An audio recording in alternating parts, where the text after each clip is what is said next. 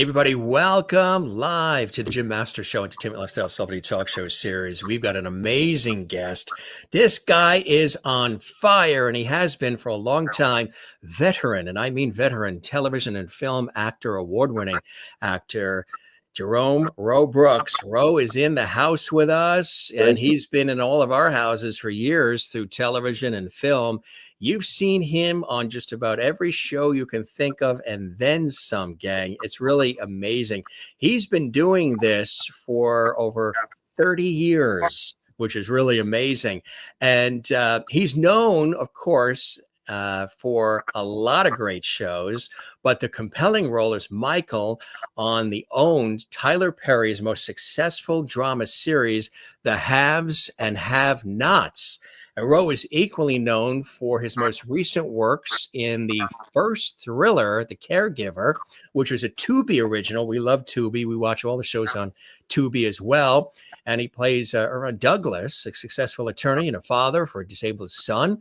And he and his wife agreed to hire a nanny to care for their son. But The Caregiver, well, that's in The Caregiver. I tell you, if you haven't seen that, it really is fantastic. The Caregiver has other plans for the family. Ro has truly been blessed with the privilege of starring in many other popular series and films, too. We're going to talk about all of them. He starred alongside one of our recent guests, Eric Roberts. You know, he's a good friend of Petrie Hawkins Bird. You know, of course, Bird from Judge Judy. Great friend of our show. He's one of the best friends of Petrie. And we've got a loose connection there because I am a colleague of Doug Llewellyn, who hosts the People's Court. Doug and I have worked together about 20 years, and Doug is one of the people who created Judge Judy. So it's all in the family. It's everybody is related. He was also in Mysterious Ways as well. FX's Sons of Anarchy as well. NBC's Brooklyn Nine-Nine, starring opposite Andy Samberg. And, of course, BET's The New Edition story. You saw that miniseries. Also starred in Showtime's Shameless, among the extensive list. And he hails from the great city of Baltimore, Maryland. And there's something really exciting that happened in his life. They honored him by naming the city he grew up on, Jerome Ro Brooks Way. How cool is that, right? We're going to talk about that so much. It's so cool to have you here, Ro. Welcome to the Jim Master Show, my friend. Thank you for having me, Jim. That was an amazing introduction. I so appreciate it, man. Thank you so much. Your family faxed it to me and said, you better read it or else. I love my family. No, it's all the truth, and quite amazing. Congratulations on it all. We'll talk about some of these great TV shows and films and all that you've been involved in, and some new things I know you're going to share with us as well. Let's take you back to the great city of Baltimore. We have a lot of friends and colleagues that work at, good old Channel 13, where Oprah Winfrey used to work, WJZ Eyewitness News. Yeah, Channel 2 and all the stations there. But a lot of friends and family that are in that area, too, home to some great, you and I were talking about the Maryland crabs are the best coming out of that Chesapeake. Yes, exactly, right? Yeah. And, of course, the Orioles, I know. And the Ravens, don't forget the Ravens. Yeah, that's right. They've done a nice job with the ballpark there, too, in Baltimore. They really, really, really beautiful job. So you're proud of the city you hail from, and they're obviously very, very proud of you, which I think is really awesome, my friend. One of the things, too, that I think is very cool is you really pay it forward by talking about how your family, your parents, you were born, of course, Jerome Curtis Brooks Jr. in Baltimore. That's the name after your dad. Born and raised in the inner city of Baltimore. You've always been an entertainer, always a personality. And as a youth, your grandmother and great aunt would have your sisters and you compete against one another in dance battles for the family to win prizes, nickels, pennies, and so much more. Tell us about how growing up in Baltimore shaped you and how the family shaped you as well, my friend. Yeah, man. I had the greatest childhood, man. Like, well, you know, when you're a kid, you don't think about money or anything. You don't even think about wearing a coat outside when it's freezing. You just want to be with your friends. And I had a lot of really good friends whom most of them I'm still friends with today. Um, and we just had the best of times, man. Before video games, you know, we used to have to create our own games. And that was the fun, you know, flipping on dirty mattresses and you know, just hiding in the trees. And you know, we did all kinds of crazy things that we would come up with, just very creative kids. And we had a great time. I had an amazing upbringing. My mom and my dad, they brought all of us up, you know, really well, giving us the option to be who we wanted to be without pushing us into a particular direction. um, I hung with like a lot of guys that was older than myself, because I have three older sisters. I don't have any brothers or anything. So three sisters, my mom, you know, all these ladies in the house. I had to find, you know, somewhere to just be around bigger guys. So you know, that's who I hung around with, wrestled, and you know, did all the guy things that you know we would do. And I just had an amazing childhood, as I said. You know, never thinking about money or being broke, which we were poor. But who knew, you know? You're right, exactly. You know, with that, you know, love and support of the Yeah, family, which is the foundation. I mean, that's the grounding, is the love and support of the yeah. family. And then you can almost take on the world and do anything. And it's a blessing. There's a lot of people that are successful, but they go home to an empty house. There's no family, there's Right. nobody around them. They have the beautiful cars, but they don't have the love and support. And they No, don't have, they can't go back to a Baltimore and see the right, neighborhood because there's nobody around. right. In your case, when you look at it, what was, because you've done so much. Like I said, if people just turn on the television or put on movies, you are everywhere. Um, what was that opportunity then growing up in the inner city in Baltimore? Was there somebody or some moment, you know, momentous event that happened that opened the door for you, Ro? Not really. Not really. I really didn't have any doors open for me. Um, I've just always been the kid who went against the grain. So I've always knew that I wanted to be somebody. I wanted to do something big, and I didn't want to do the norm, the things that my neighborhood and a lot of other urban community neighborhoods offered young teens or whatever, which was negativity. And I didn't want to do anything negative. I didn't want to bring any shame on my family name. I always felt like I had to uplift our family. I always wanted my parents to be proud of me, and I never had any um, peer pressure. All the friends that I grew up with, whether they were in the street life or what have you, they never pushed or pulled me to be a part of that or try to push any kind of illegal, you know, narcotics or anything on me. All my friends were grade A guys. We're still friends today, and um, you know, it was like I said earlier, my upbringing was one of a kind. Yeah, really. And that has shaped you into the person that Yeah. you are, which I think is quite amazing. And, you know, you've been doing this for, it's hard to, when uh, you total it up, over 30 plus years, right? Long time. Yeah. What was the first thing that you did that was something that sort of really got things rolling? What production, what show, what was it that was something that was big and people said, boy, this guy's really good. We want him for this, this, and this, and that. Do you remember the first opportunity?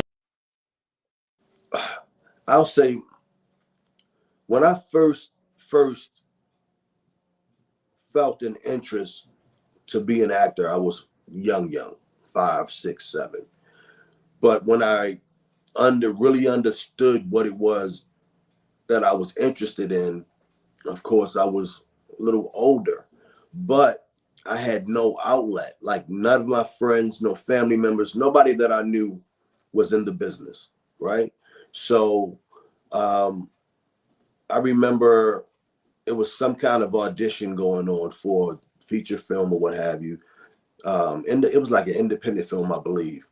And I was afraid, but I went. I went to the audition, and I sat in the hallway waiting for my name to be called. But I'm scared. I'm on pins and needles. My hands are sweating. My heart's beating all fast.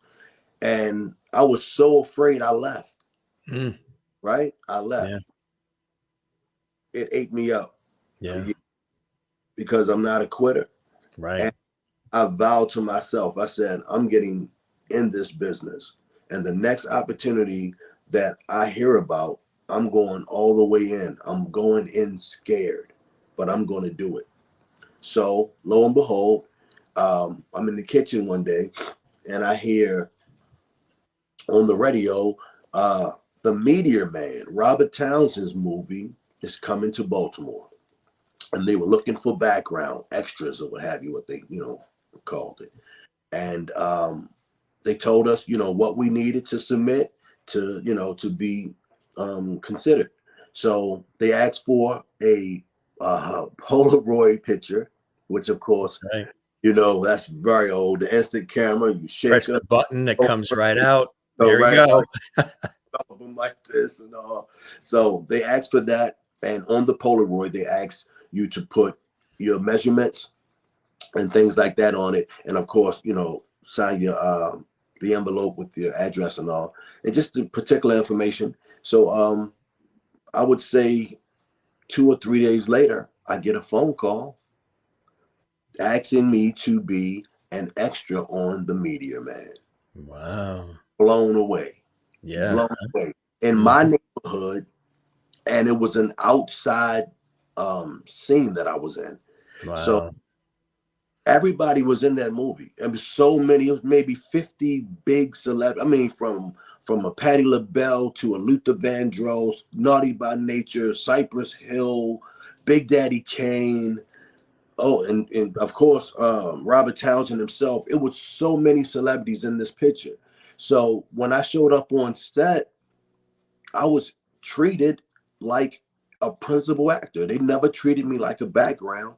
And it was kind of confusing to me because I didn't expect to be welcomed or for it to be so warm. And it was very warm. And I knew right then and there when I stepped on that set, even though it was background work, that was what I wanted to do for the rest of my life. What a fantastic way to begin, to have that opportunity in, the hometown with everybody there. And that's just like, it was already Jerome Ro Brooks' way back then, I think, as you were making your way. Man, who knew that would even happen? I mean, Yeah. God is so good, man. I mean, I can't take any credit for anything that I've done or received, man. It's amazing. When you spoke about, I don't know if you were ready to get into the Sure. Jerome Brooks way, Yeah. but Jerome Ro Brooks way stands on the corner of the 1900 block of Edmondson Avenue, on that very corner. A half block up, 1814 Edmondson Avenue is where I grew up. That's where I lived, 1814 Edmondson Avenue. Wow, look at that. 1905 is where my business stood, Sounds in the Hood. So a chain, I wouldn't say a chain, but maybe 3 or 4 record stores within Baltimore to Atlanta. So on the next door to that's a bar there. Next to the bar is a store, and next to that store is Sounds in the Hood. I opened that in 1996. Prior to that store, I had another store called Rome Records at West Side Shopping Center. They both were music stores. So when I moved from that store and changed the name and opened up Sounds in the Hood, that happened to be a set of steps that myself and all my friends used to sit on and hang out at night after the club closed. Wow. So yeah, every Friday or Saturday night, we would sit out there until 4 or 5 in the morning, me never knowing that I would one day own that building. And then even further, to have my name on that particular corner. It's it's like a story, you know. This is something Yeah, I mean, when the you city can't of make. Baltimore said that they were going to do that, you were honored by the hometown, Baltimore, Maryland, by Yeah, having the childhood neighborhood street named after you, Jerome Ro Brooks Way. They also, now I know Donnell Dadigan yeah. and Harlan and all of that group. I know all of them there in LA. I published this. You got a chance to be inducted into the Hollywood Museum, Uh, also for Black History Month, which was a great honor, by having your wardrobe from an episode of Shameless being mhm. exhibited behind those famous glass showcases. Famous Black. How cool is that? I'm still in awe. Look, both of these things, major accomplishments. Both of these happened last year. So March 30th of next month will be the anniversary for my street sign, and of course February. What was it? This month. It was this month because it was Black History Month when I got my outfit inside the Hollywood Museum. So it's been a year since. It's amazing, man. Yeah, huh? I'm from Baltimore. I'm from a small city on the East Coast, from a hood, a neighborhood that most wouldn't expect because I lost so many homies in that, you know, in my city and in that hood. A lot of friends died, you know. Yeah.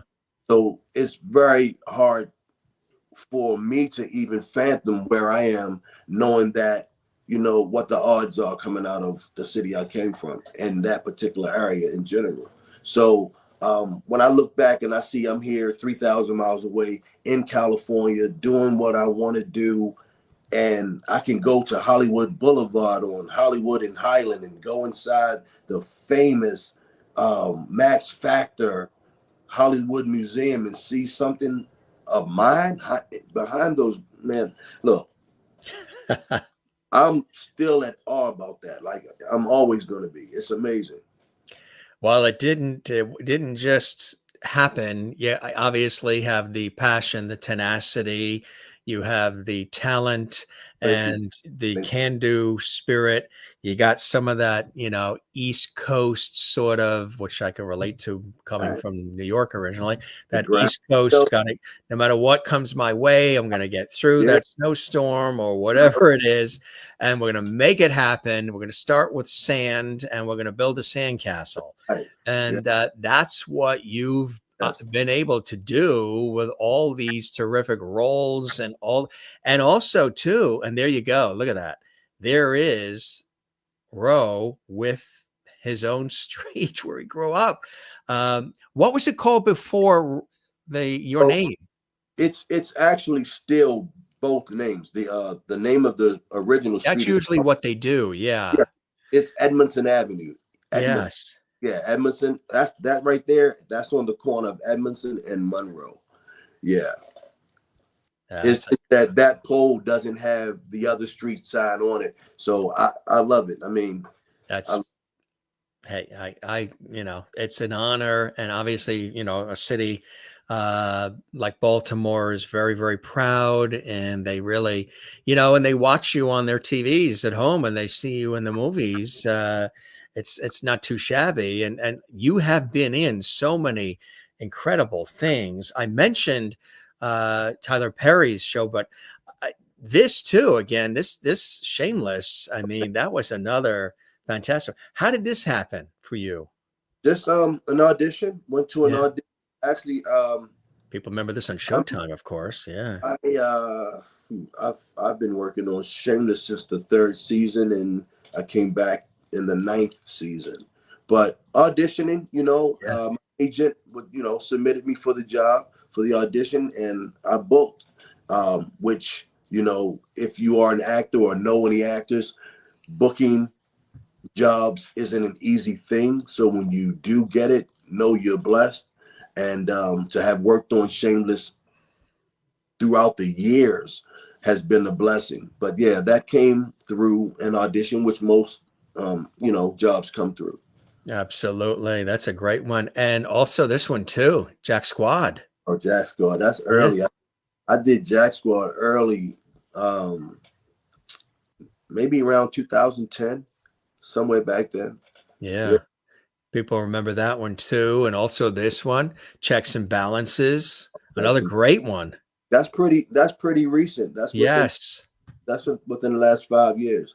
Yeah. Tell us about your role in that one, Oh man, in my case role. anybody hasn't seen it yet. Yeah, a lot of people may not have, but in that one, myself and my wife, played by Jasmine Hester, we are college sweethearts who both graduated from Howard. Yeah, Howard. Yep.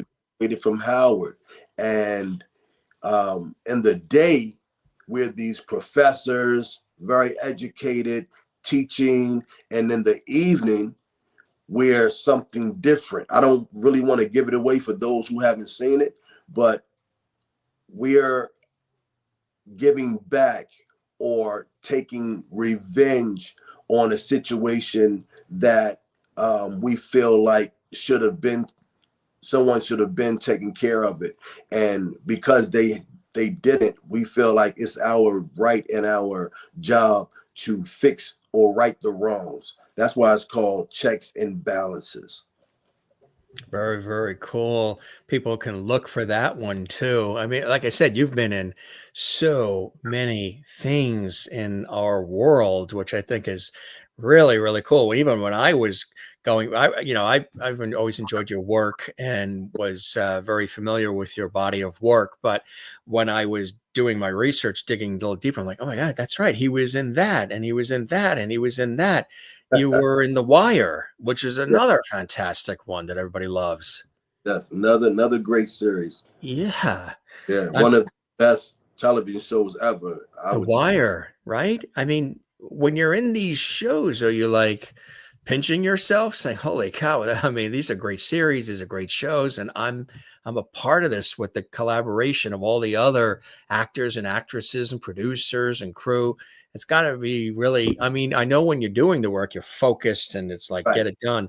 But then It's when the light goes off, you must be like, "Holy cow, this is kind of it, cool." it's the initial phone call from your agent or your manager telling you that you've booked.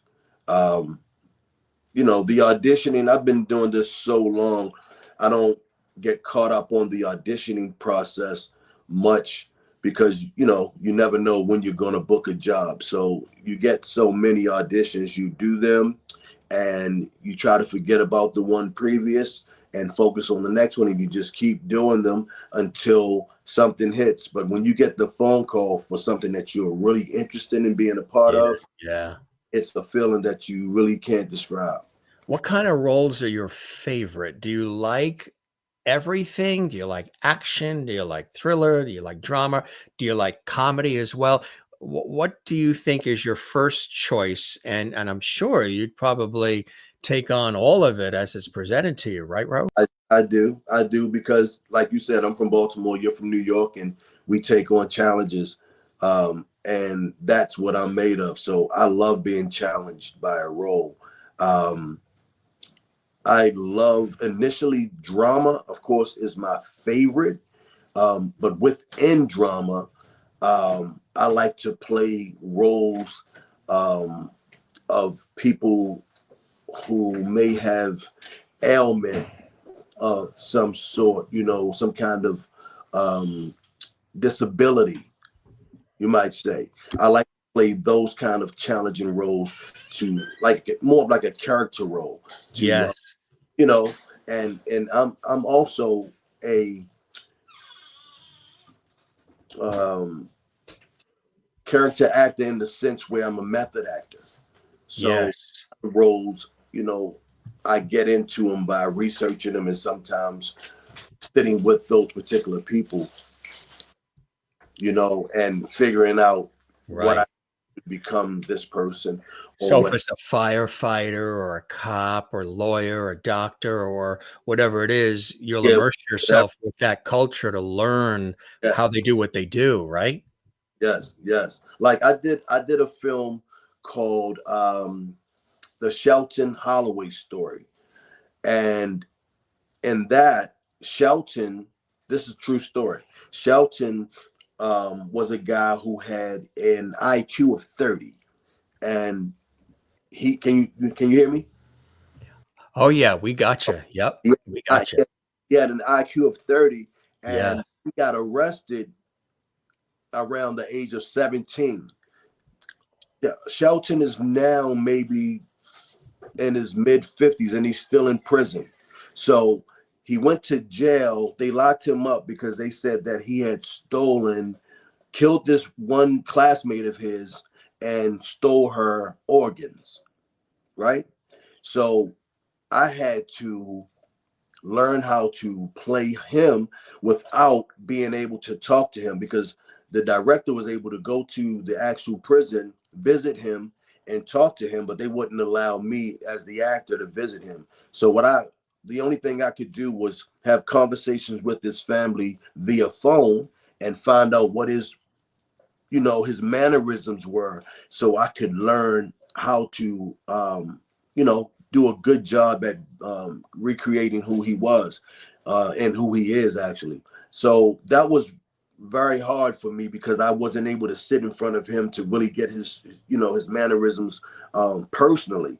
But the parents and his family members did a good job of relating to me what kind of person he was. So at the end of the day, they said I did a very good job, That's a and beautiful thing. Yeah.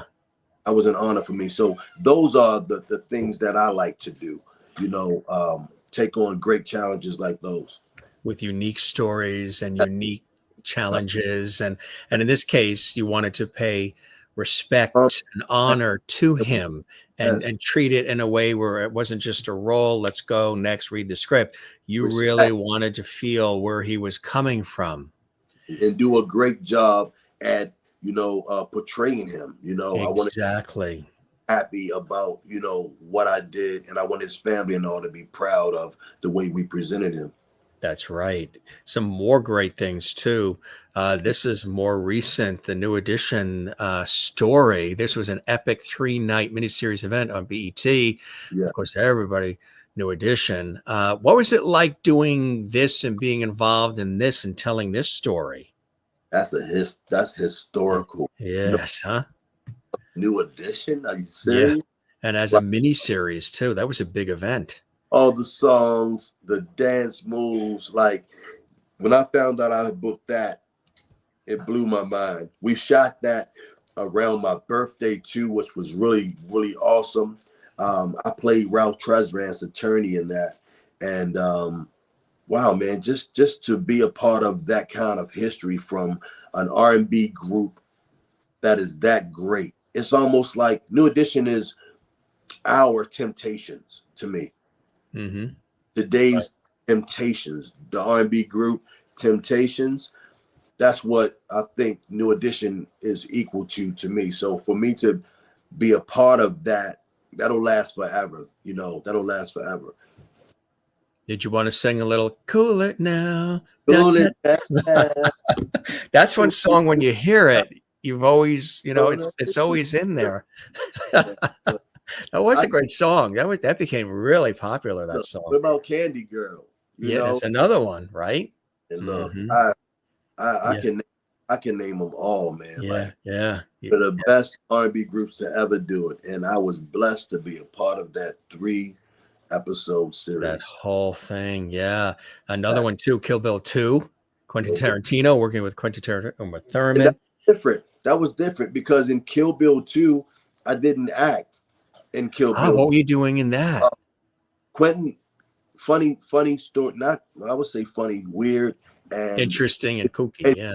as you said, tenacity. Right when I had just moved to California in 2001, and I would say maybe 6 months within me moving here, I started my own casting company called We Shine Casting, and I had two friends of mine join the company.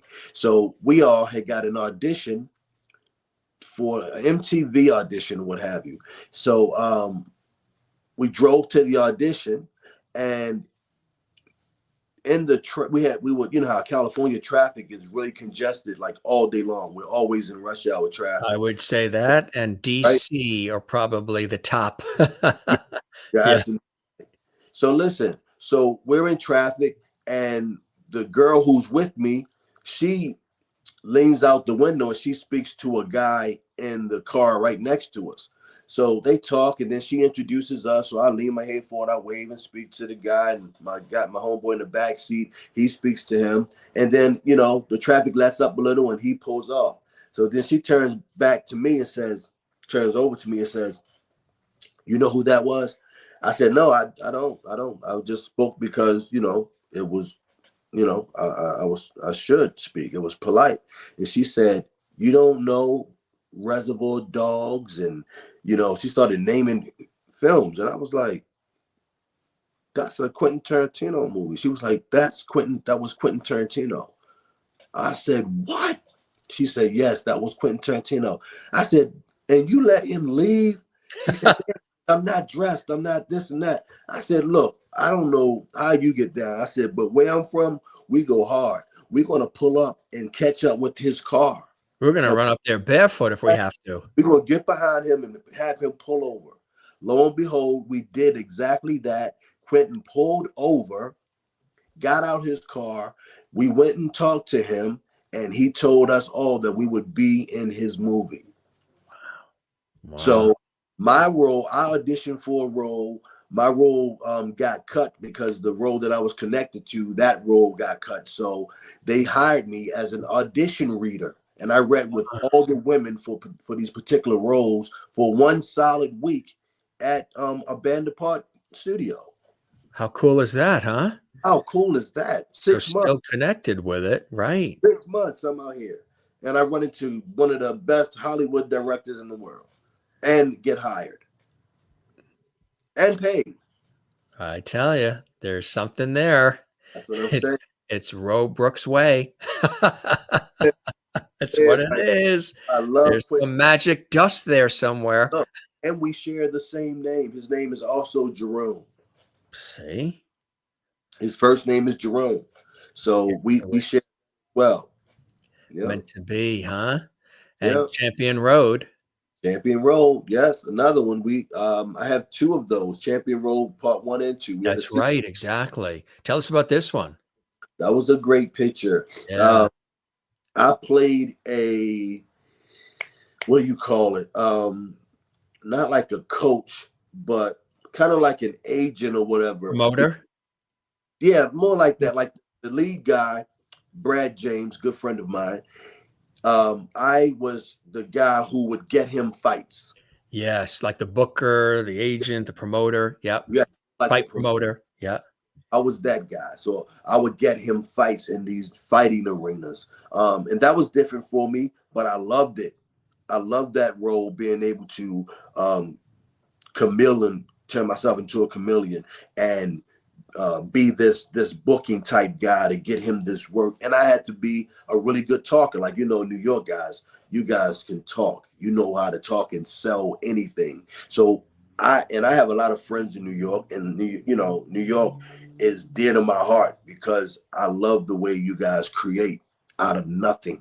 So I turned on my New York spirit, and I said, let me learn how to talk and get my thing together. And that's what I had to do, talk to sell these fights and to get him in these arenas. And that's what I did. So Well, I mean, it's not that you got New York, Philly, okay. and then there's Baltimore.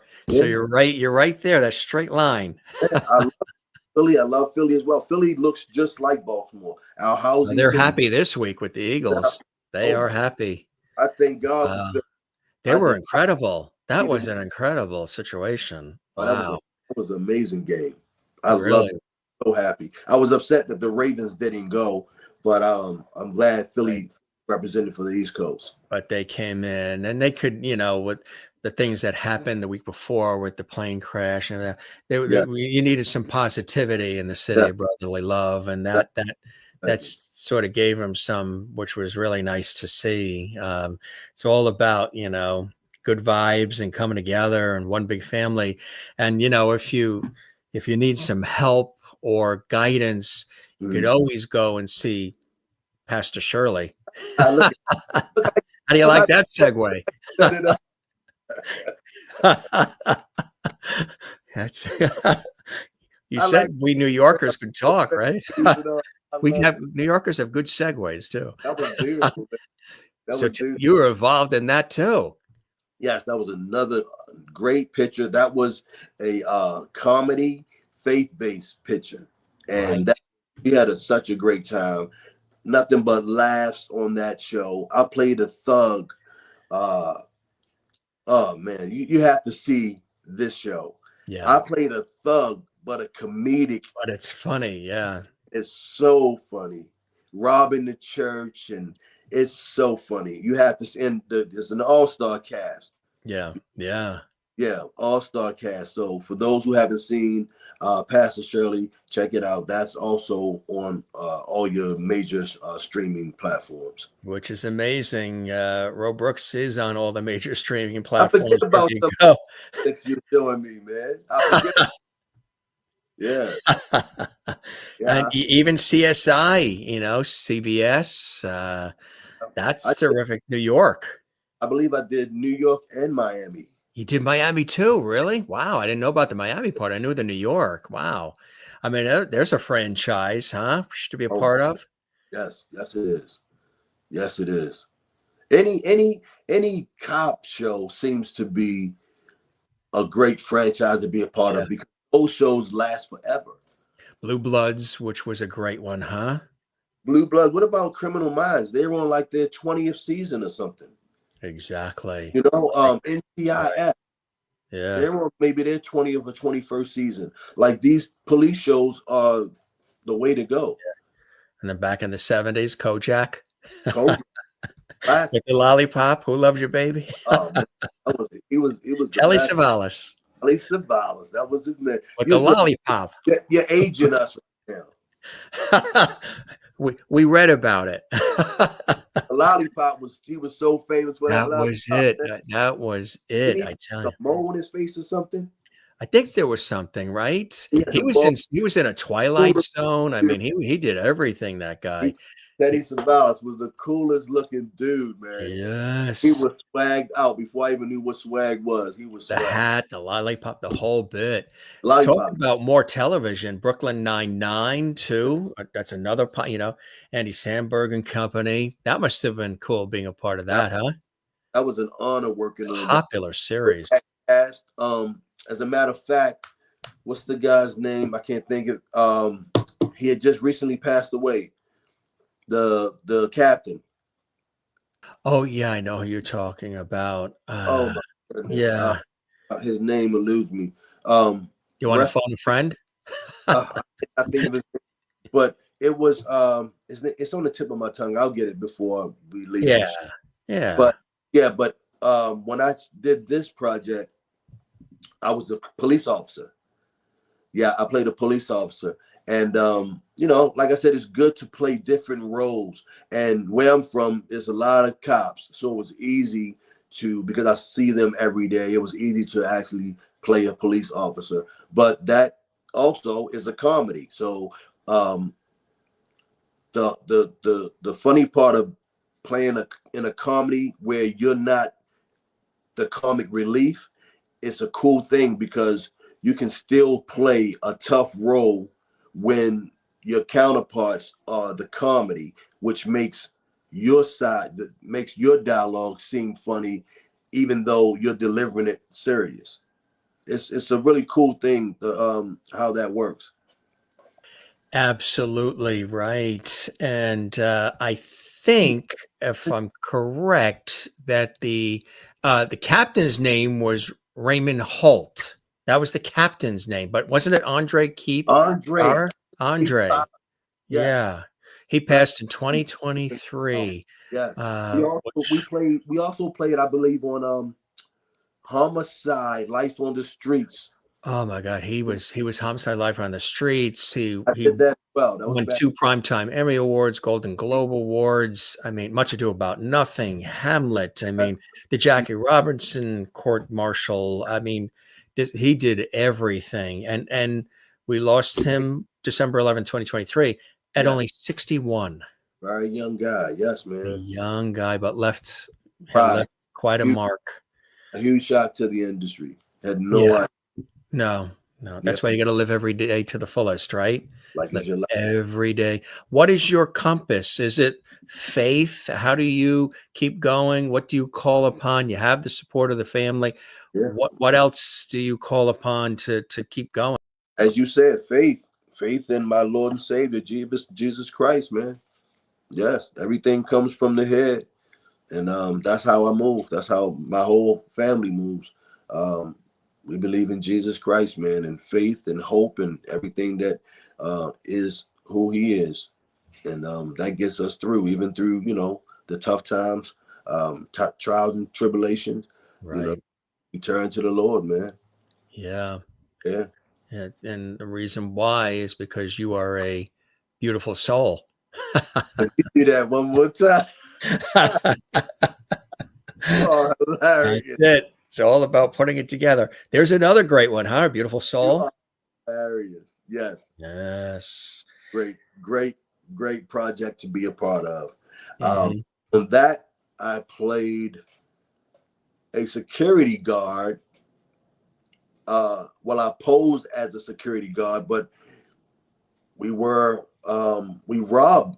them. Me and my security team, we robbed Dietrich Haddon, and well, actually, we were Dietrich Haddon security because he was, he's a singer, and we was his security. But we also had our own company where we robbed. See, you got me telling. I want people to see these You want to things. see these things. Give Yeah. thing He's away. giving you just little Yeah, teasers. but that's a really great picture, great music. Dietrich Haddon is his film, an amazing film. Another star-studded cast. Great people, just great people to work with. And who did I get that? I was cast in that film by Twinkie Bird. She Mm. cast that casting director, Twinkie Bird. You know, I mentioned in the introduction that we have a mutual friend that's Petrie Hawkinsbird, Yeah, who's been a, yeah. guest on our show, and you know, we know both he and I both know Doug Llewellyn and the whole thing. Um, how did you meet Petrie? And Petrie, of course, was Bird. He was the bailiff for years and years, 25 years with Judge Judy. So everybody knows Petrie and Yes, his lovely wife, and yeah, from New York originally, yeah, and his brother, I believe, just passed. I think it was his brother that. So there was a family member that just yeah, yeah, passed. yeah. Yeah. And So we he's send our love to him. yeah. Thank you. And he's a great, great guy. How did you guys meet? It's funny. I had just come back from You weren't playing a plaintiff or a defendant. no, I had just come back from overseas, working on a television series called Matador. And when I got back in town, we had to do This one right here? no, that's Matador, Med Ah. Medina, Oh, ME. yes, that's right. Yeah, So that's a great one. right, so I just got home from That's this one. we were in Qatar, There it Doha, is. Qatar. So once we got home, we were scheduled to do San Diego's Comic Con. So in San Diego at the Comic Con, they set us up a big party on the grounds of the Hyatt Hotel, I believe it was the Hyatt, and we had everything set up. The hand of Medina, and it was a big thing for us. And Bird came through, and I believe his publicist might have brought him through, and we met then, and we've been the best of friends ever since that. What was it like, since you mentioned that, what was it like, being there, guitar and just being a part of that? There you are there, and that was on Yeah. Stars Play. What a Yes. great look. I mean, you look like, you know, you're in command. I mean, it's a great shot of you. Yeah, thank you. Great. I missed that show so much.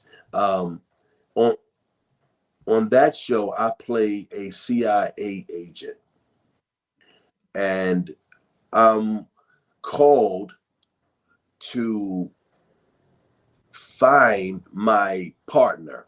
He's lost. He went to this particular place to find someone, and doing so, he got missing. So they sent me from the States to go and find him.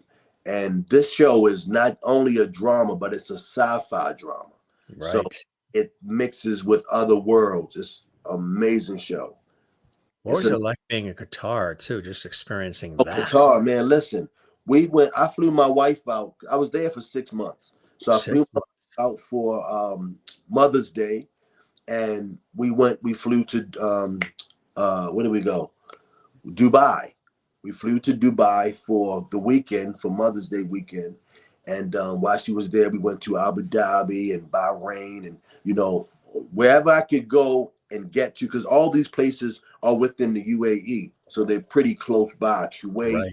they're pretty close. So we would fly for an hour and a half, 2 hours to go to different places, and it was amazing. We went dune buggy ride, riding in the sands. Sand, right? Yeah. Yeah, at the end of the sand, the where we were at the end of the sand where the water starts was Saudi Arabia, Mm-hmm. right? So we did all that. We rode the camel. Of course, we went to the Khalifa, at the top of the Khalifa, the tallest building in the world in Dubai. And Qatar, you think Dubai is beautiful. Qatar is probably the most beautiful place I've ever been. Nothing as beautiful as Qatar. Yes, we went to Incredible. so many things out there.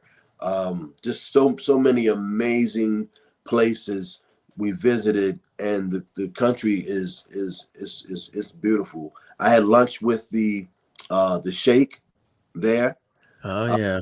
in Bahrain because they invited me to the Indianapolis 500 while I was there, How and cool. Wow. they put me up. They put me up in the Four Seasons for my entire stay. That's The incredible. royal family showed me nothing but love. The But whole love. yeah. You rewinding back in the earlier years, you got a chance to be involved in the taping at the famous Showtime at the Apollo too, right? Yeah, So with man. a musical background, and you've had an opportunity to be in videos with a lot of incredible top, Yeah. well-known talents. Tell us about this whole musical side of Ro. Okay.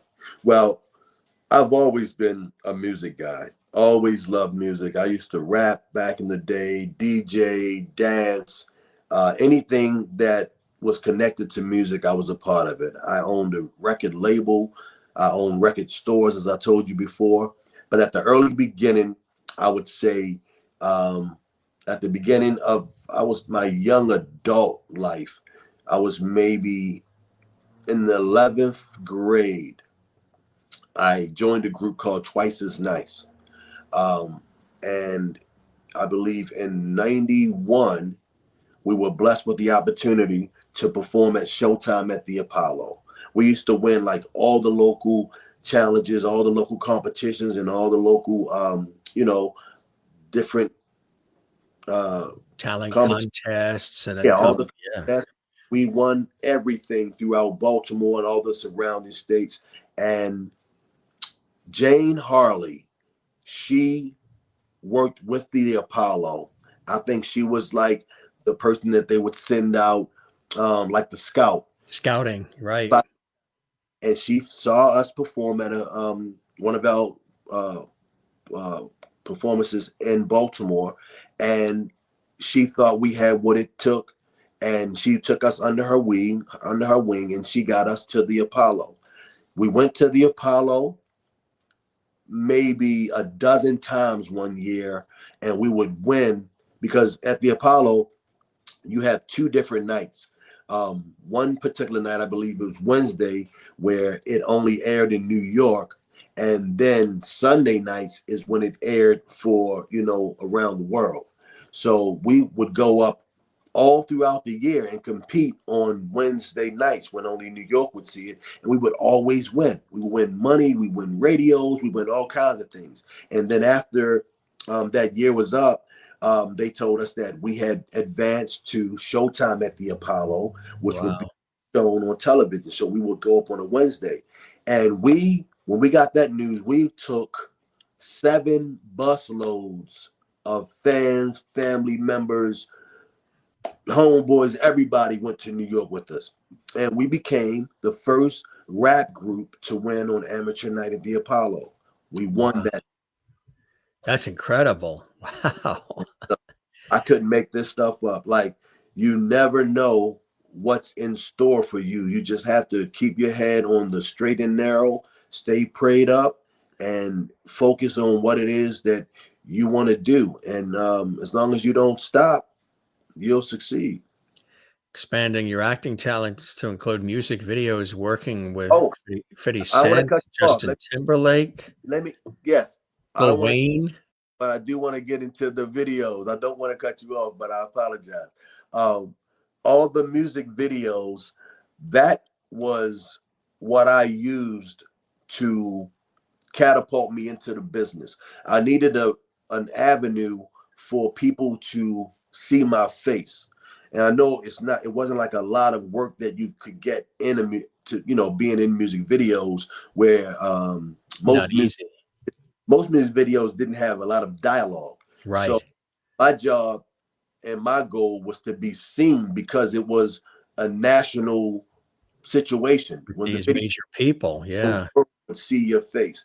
And I was lucky enough to be the leading or play the leading man in a lot of music videos where I would play the boyfriend to these big celebrity singers. And Mm. then in other videos, I was lucky enough to be a strong supporting role, as like you said, in the Justin Timberlake. Timberlake. Yeah. And yeah, Justin Snoop Timberlake. Yeah, Dogg and yeah. yeah. Lil So Wayne, 50 Cent. I mean, it's yeah, unbelievable. and these videos were defining videos for these artists. So for 50 Cent, this was his very first music video. This was Wankster, right? His very first music video. You know who 50 Cent is today. Um, so T.I. and Justin Timberlake, those are 2 gigantic artists, and separately. So to be a part of that was huge. And this was a huge song for them at the same time. So I've done a lot of music videos where it was the biggest song of that career, of that artist's career. Mm-hmm. Lo and behold, nobody knew that it would turn out that way, or that would be the position I would be in, but that's what happened. So that was what got people used to seeing my face, being this person in these music videos, along with doing background work to try and build not just my resume, but build my confidence in being in front of the camera, learning from, on set what I needed to learn or be like when I got the opportunity to get dialogue. And, I used everything as a benefit. That's it. Smart way to do it. Yeah. Networking and Yeah. connecting and being a part of these things, which are now in part of the annals of history, which is Yeah. really, really cool. Cool. It's one thing you're not is a squatter. That's for sure. Oh, I'm leaving. I'm getting off this. You love these segues, huh? I just listen and then I find it and I can make the connections. This one was my favorite. Yeah. One thing that is the squatter. No cover charge, Ro, for tonight's comedy. No cover charge. Woo, It's all part of the Gym Master's way. I'm going to watch this over and I'm going to laugh at this. Man. Yeah, that's perfect. Squatters Let's go viral. Squatters was a great picture as well. I played a police officer as well in Squatters. Funny story about Squatters that I've never told anyone about. You're the first. This is an exclusive. When I booked Squatters, we have a graphic for that. Look, a JMS exclusive. Yeah, an exclusive. So when I booked Squatters, I had tore my Achilles tendon, right? Playing basketball. So I get the phone call to audition for Squatters, and I had to go in because I wanted to get this role. But my leg was bad. If you ever broke your, torn your Achilles tendon, you can't walk because all the muscles are torn at the bottom of your leg, your ankle. So what I did was I created my own splint. I created a splint and I wrapped my leg up and I went to the audition. Lo and behold, I booked the audition. So now I found out what my role is. I'm a police officer and I'm running through a house chasing this particular villain through the house. Don't forget, I have an Achilles tear, completely torn. And I have to do this scene over and over again. Run up these steps, run down these steps. I had to keep, how in film you Yeah. do different 100 angles, times. Yeah. right? So many times, but I'm having to run without showing the pain of my foot or my ankle on my face. That to me was acting at its finest. And when the camera stopped rolling and then the pain reminded you it was there, what was the sound you made? I don't remember what sound it Yeah, was, it was like but set off a few fire alarms, right? I held it tight until it was time to go. Until, That's I when know what you mean. I that, know there's something about when you're focused, which I know tenacity, focus, resilience all come into what you do. yes. Because I was on the air once on a 4-hour live radio show that I was hosting, Mhm. and it was on iHeartRadio at that time. And I knew that when I was going in, something wasn't right with the voice a little bit. I said, got a little bit of a sore throat or something. But as I was doing the show, I suddenly realized something is brewing. Something's going to happen. I'm not feeling that great. Right. So I got through the whole show live, 4 hours, just me hosting, very few breaks, if at all. The minute the show wrapped up and I said, thanks for joining us. Good night, everybody. Boom, fever, 103, sweating, laryngitis. It was unreal. It was as if the body and the mind came together and said, look, he's got a task. He's on the air live. There's no way out of this. You can't pull somebody else. The engineer's not going to be able to sit there and do it. You got to Exactly. do it. And the minute the show ended, I was like bedridden. That's amazing. But it seems to work that way. If you have your mind set, even though you're going through some things, your body and mind will join forces and say, we're going to get through this together. But as soon as it's over, it's over. Run for the bed. Because I'm telling you, when I had that Achilles tear, it was no joke. No joke. No. Even, listen to this. When I was over in Qatar doing Matador, because I play ball a lot, I love playing basketball. I hyperextended my left knee, and this was prior to going to overseas for Matador. But while I was over there, I had a chase scene, a long chase scene through this complex, a huge chase scene, beautiful scene. But I had to do it so many times, over and over and over and over. So my legs swell up. And this was on my birthday again. My legs swell. And after the filming, they had to take me to the hospital and I had to get my knee drained. But no one knew all day. No one knew. I had to run for like miles. When you add up, it was so much running because the place that we were filming in, the chase scene was a long 5-minute chase scene. I know what you mean. Up steps, up hills. Yeah. There. And so after that, when it was over, I had told him, like, look, I have to go to the hospital. My leg is swollen. But no one knew the whole time. And they trained it on my birthday. Exactly. I know what you mean. That's really incredible. That's just tremendous tenacity. You got to do to get through. You do. Like, people pay to be entertained. Right. At the end of the day, you have to know what your job is, and you signed up for it, and you have to be a professional about it. And exactly. that's how I look at life itself. I'm gonna I'm going to prevail, and you're going to be pleased, hopefully, with my performance. I know what you mean. I had where I was on like a 5-hour live telethon, and I was a co-host, and I had just received news before we went live that a relative had passed away. I had to go on air then because I was the co-host for this live show, but got through it, kept thinking about it, but you wouldn't have known on camera. Nobody knew until after. And then I said, I got to get in the car, and we've now got to go, to the relatives. Sometimes people don't realize what's going on in people's lives as they're bringing the entertainment, as they're getting it done, right? No, they don't know. No one knows. And it's our job to keep them in the blind, because it's not their business, it's not their interest, and they just want to be entertained, and you don't want to put your weight on anyone. But I can relate to everything that you just said. I have a situation where my father passed, Rome Senior. He passed while I was on hiatus from the haves and have-nots. So after hiatus, I had to go back to work and act like nothing happened. And I never told Tyler.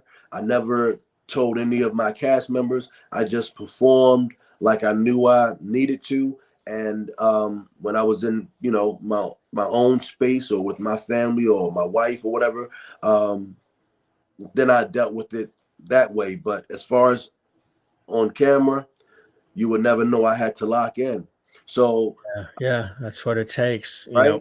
We just had an episode where last night we were talking about the woman, phenomenal film, television, stage actress, legendary actress. Her name was Alice Pierce. She was the original Gladys Kravitz on the Bewitched series with Elizabeth Montgomery. She signed into that. Gladys Kravitz, the nosy neighbor who would always try to find out what Samantha was doing and looking. There were two actresses that played that role, Alice Pierce and then Sandra Gould. Alice Pierce knew that she had been diagnosed with cancer when she took the role as the original Gladys Kravitz on Bewitched. And she trudged through. She did 27 episodes as the original, and then eventually passed away 2 years into Bewitched, and they had to find Sandra Gould to replace her. But 2 years with cancer, dealing with that, and here she's on this hit show that's a beloved sitcom of decades. And it's just a, I have one for you. What about Bozeman? That's another, right? Yeah. What about Black Panther? All that he went through, nobody ever knew what he was going through. Wow. That's why it's just shock when people hear the news of people after. They're right, exactly. You never knew. He did it such a great job playing, and he never looked stressed out. No, he gave you what you paid for. Right. Chadwick Boseman, great guy. We had to play him once, and it was an honor. Yeah. He was only like in his 40s, right? 40 something. Very, very young. Yeah, that's unreal. It is. I showed this earlier. Yeah, this one too. Yes, Matador. I believe that I do in Matador. I almost don't even remember. I think I played like a. That's great. That means you're busy. I'm trying to remember what I've interviewed people that are like 90 and they've done hundreds of things, and like, that was a great show, but I don't remember what I did in that, but I remember being on it because you do so much stuff, Yes, I'm trying to. I remember. What do you call the guys when they go to a location and it's poison and stuff all over the place, and you have to be dressed up in this outfit, like the hazmat. Yeah, Yeah, hazmat. like a hazmat guy. Yeah, I was like a hazmat guy. I don't remember much about it. I forget when I even did that. Yeah, told you you'll find the things that I almost Well, forgot. well, Uh, you know what happens sometimes if you do, you have a situation where you're dealing with hazmat, yeah, and if as a result of that you fall ill, you're probably going to oh, need a caregiver. I, I You're going to knew it. need a caregiver. I said I need to do another one. Are you writing this down, I hope? Woo. I hope. There's a theme to it all. There's a theme to it all. Caregiver was another fantastic one that you were a part of. And The Caregiver, people may remember that too. I hope everybody's having a good time with it. I think it's like your picture froze there in LA. Um, but I want to dig a little bit here about The Caregiver. That was the one that's the Tubi original. I don't know if you guys know the Tubi network. You probably have it. We get it on. We have Xfinity, Comcast, so we get Tubi. And that is one of his most recent works and his very first thriller. He plays Irvine Douglas, a successful attorney and a father to a disabled son. And he and his wife agreed to hire a nanny to care for their son, but the caregiver has other plans for the family. A really, really cool one. His Wi-Fi conked out, which happens. See, that's what happens when you do the shows live. Maybe we shouldn't do so many of these live. Maybe we should record these because then way there, if it happened, you would never know that it happened because he would just pop on and we would edit that part out. But that's another great one too. And I'm sure he'll pop back in. The Caregiver. Look for that. Let me run through a few more. Did you know that he was also in a Marines commercial too? This is a fantastic one. He was in a commercial with the U.S. Marines. You may have seen him in this Toyota Avalon commercial as well. He's done a lot of commercial work. And this Scion commercial as well. There he is there. And the Scion commercial. Yeah, a lot of incredible work. Great story about his hometown, good old Baltimore, Maryland, naming the street that he grew up on Jerome Ro Brooks Way. How cool is that to go back home, right? And to have that honor. There is also a citation that came with it too. There it is, gang. He sent this along as a fantastic certificate of recognition. Look at that, huh? From the city of Baltimore, Maryland. This was presented to Roe at that time, which I think was something very special. I mean, if you can have the street, the road, whatever, boulevard where you grew up named after you, how cool is that? Here's some others for you to take a look at. He was talking about the haves and have nots, which was on Owen and Tyler Perry's fantastic series. There it is. He is best known for his role in this series, Tyler Perry's very, very popular series. Roe is in that as well. Take a look at a couple of other things here that Roe was in. Let's see. Oh, yeah, 4 Minutes, too. This was another one. Like I said in the beginning, he has been in everything, continuing.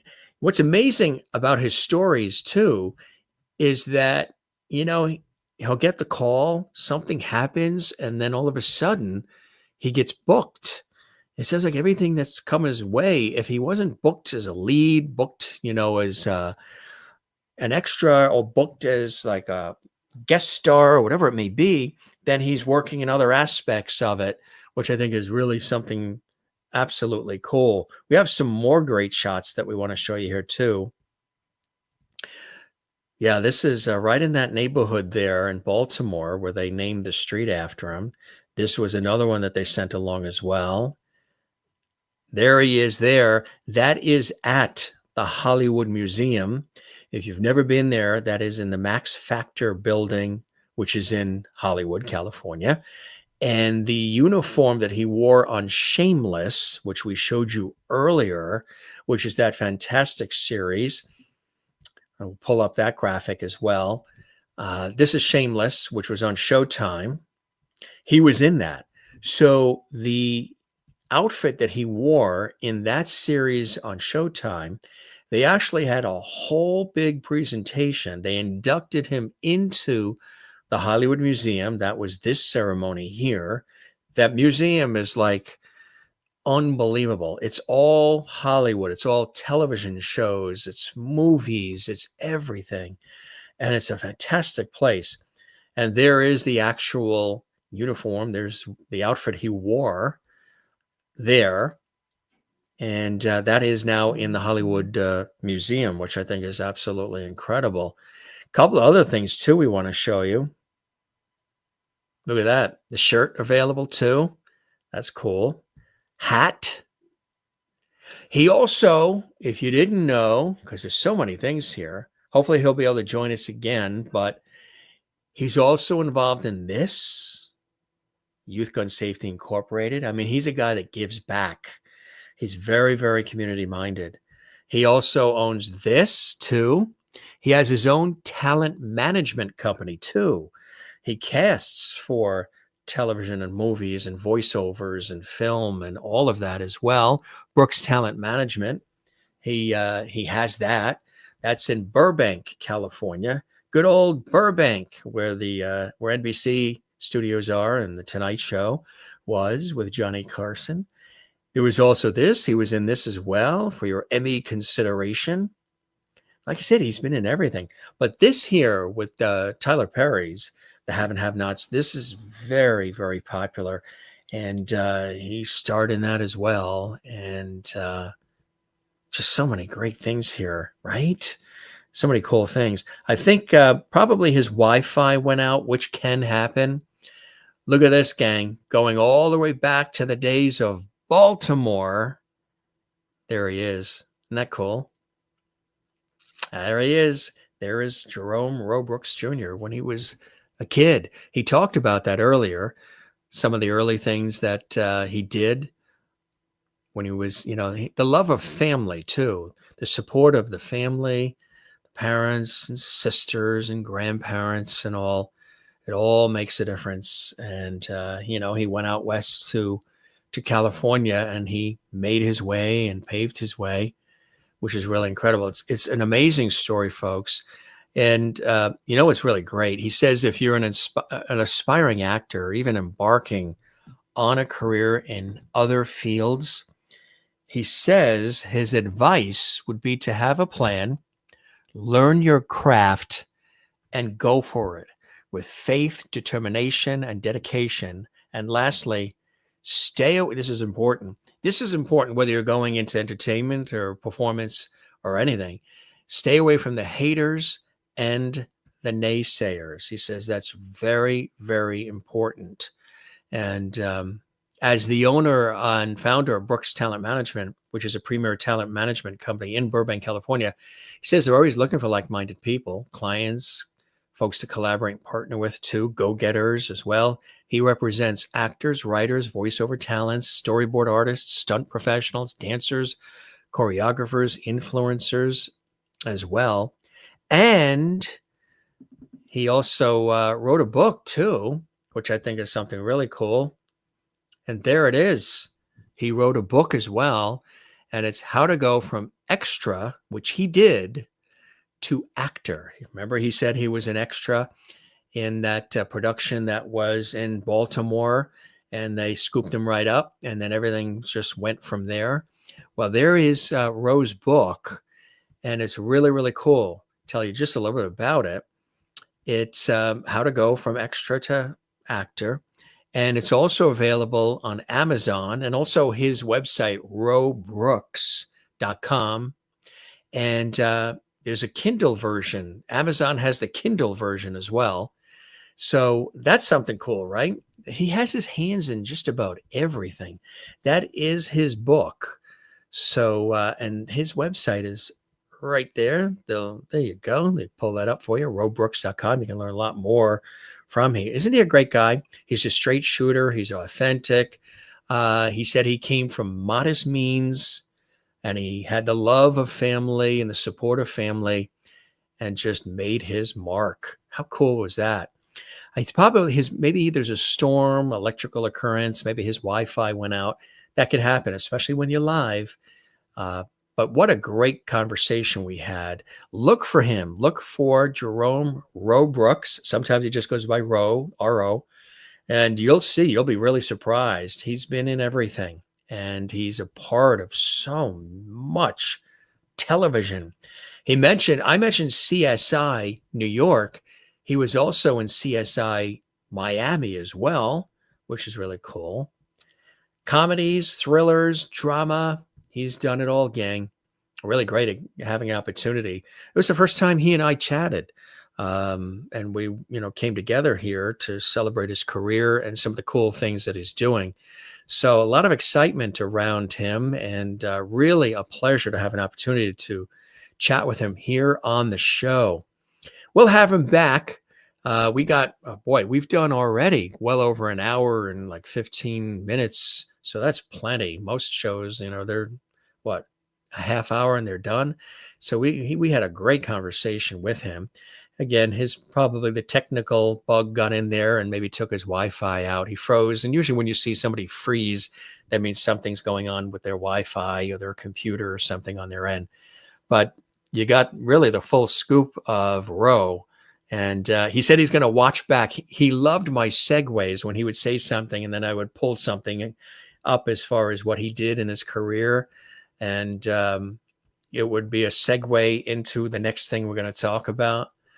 Cool stuff. Hey, gang, you can follow us on Instagram, Facebook, and X at Jim Masters TV. And, he is tenacious because guess what? There he is. Now, there's no sound. We just have the... Can you hear me now? Oh, we hear you now. Yes. A little bit more of a mysterious... I apologize. No, that's okay. So I know you weren't just still... Why did you forget to put the quarter in the payphone or... Yeah, I don't know. The Wi-Fi just knocked you out. My Wi-Fi, yeah. What we were talking about, I was telling everybody, see, this is proof in the pudding right there, how focused and tenacious he is. He probably did everything he could to make sure he got back on with us. I was telling them about some of the other cool things that you've been a part of, and including your own talent management company, Brooks Talent Management. Yes. And you work with, voiceover people and actors and everybody. Yes. And I'm going to have to get you my voiceover reel so you can circulate it. Yeah, you have one, honestly. Yeah. I have all that. Yeah, I've been doing all that for years, that stuff.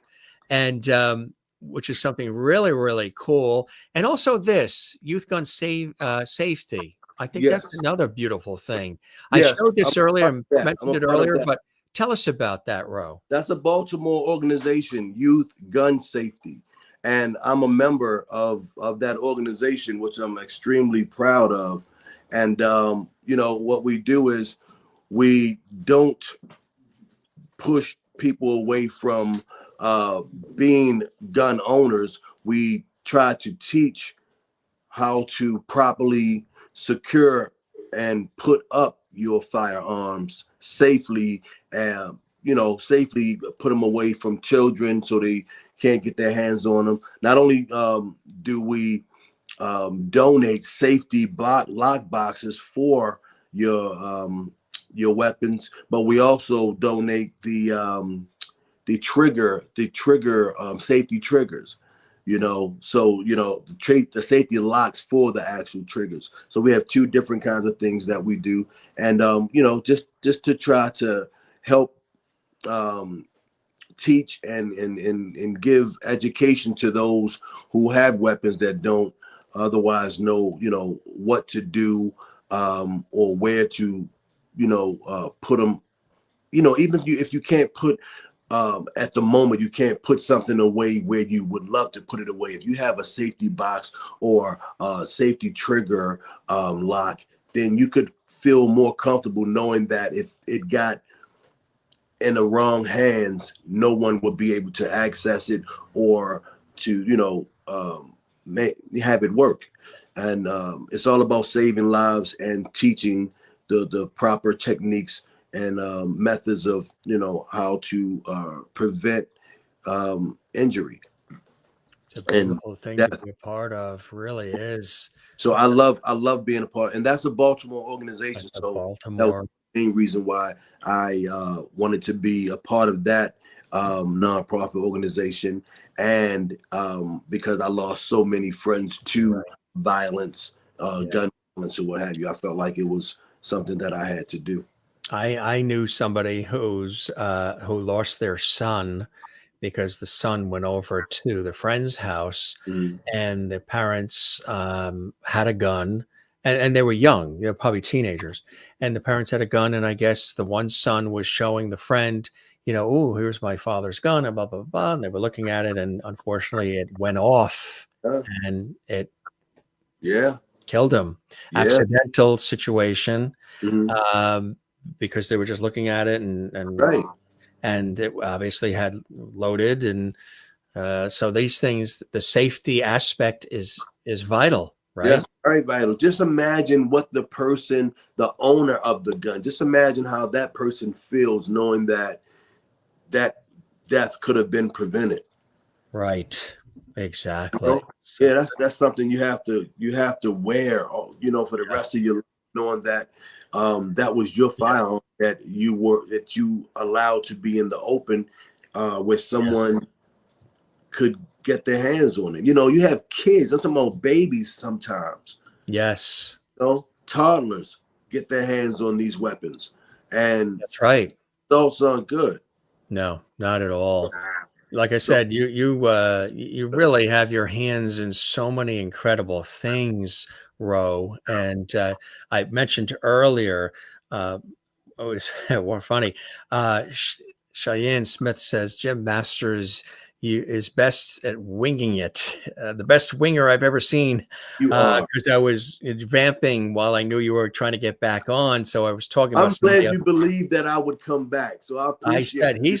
Yeah, he's from Baltimore. He's not yeah, giving up. I appreciate you keeping it going. That's what I'm talking about. You keep it going. You keep it going, and you vamp and fill in and show them other wonderful things you've done. Like I mentioned, the book. Congratulations on that. Thank you, From thank extra to actor. Tell us about that. That's cool.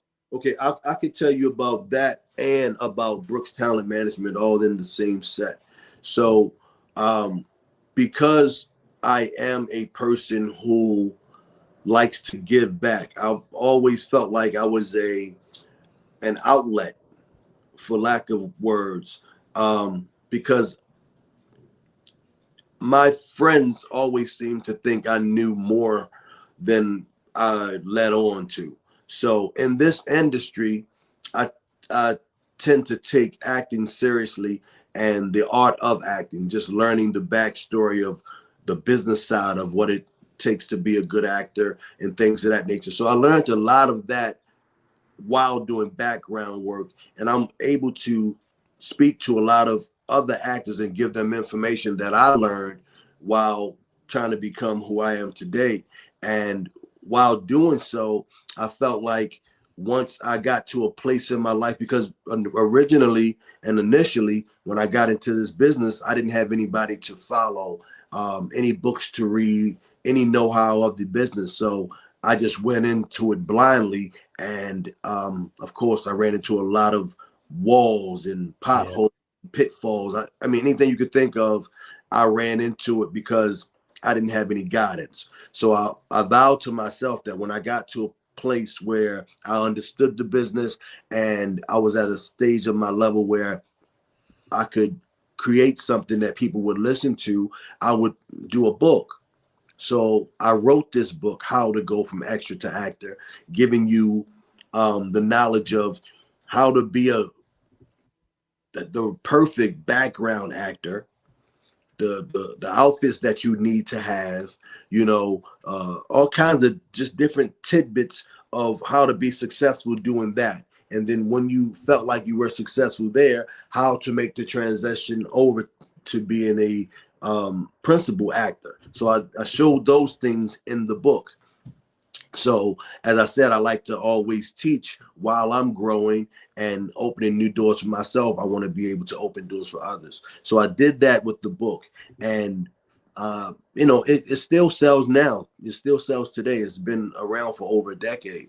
So amazing. Yeah. People are still asking more and more questions. Yeah. So from the book, I started teaching acting classes because I still had people asking more questions. So I said, okay, I'm going to teach some acting classes, and I'll help more actors with more information, because every year things change in this business anyway. So I'm changing. I'm updating my book, doing a new revision on the book, and I'm giving new information there, and I'm teaching new information in my classes.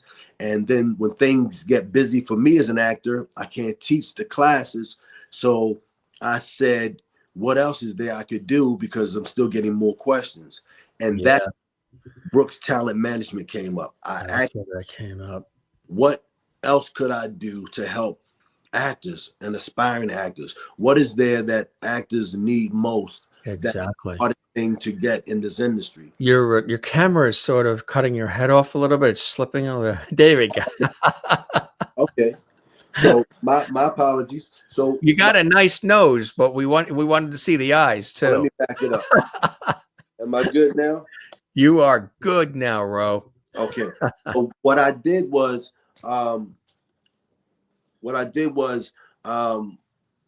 with all these actor friends of mine having all these questions, I felt like the book did its job. The acting classes also did its job, but it still was a void of things that I thought, or different ways I thought I could help my fellow actor. So I just sat down for months, maybe even longer, trying to figure out what else could I do. And then it finally hit me. Start either an agency, a talent agency, or a management company.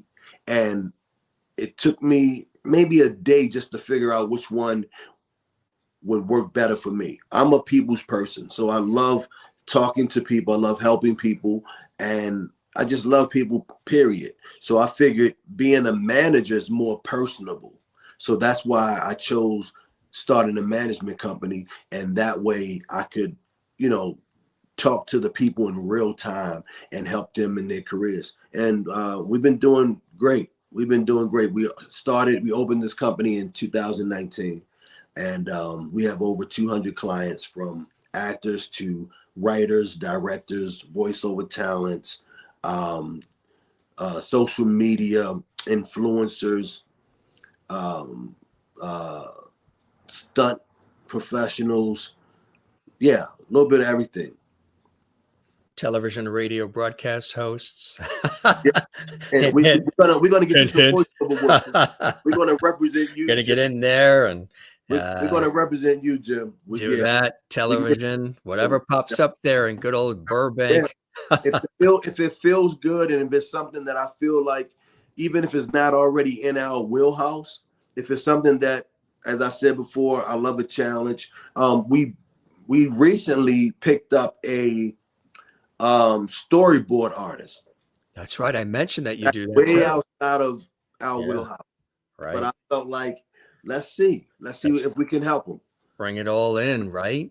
I mentioned also, which I'm glad that you were able to connect back in, because we can't not mention the have and have nots, Tyler Perry's. I mean, that was really something very, very special. Yeah. Tell us about being involved in that. That was a huge blessing. The funny thing about this is, I got, sometimes as an actor, you get same day auditions. Yes, right. Very, very. You got to jump. Right. Very rare for me, but I've seen some in my day. So this happened to be one of those same day auditions. So I get the audition, I would say about 11 in the afternoon. And in the breakdown, it tells me that I need to be at the audition by 1 o'clock or something. That was crazy for me because the audition was in on Wilshire Boulevard, and I live in the Valley. So that in itself is a challenge for that ride to Wilshire.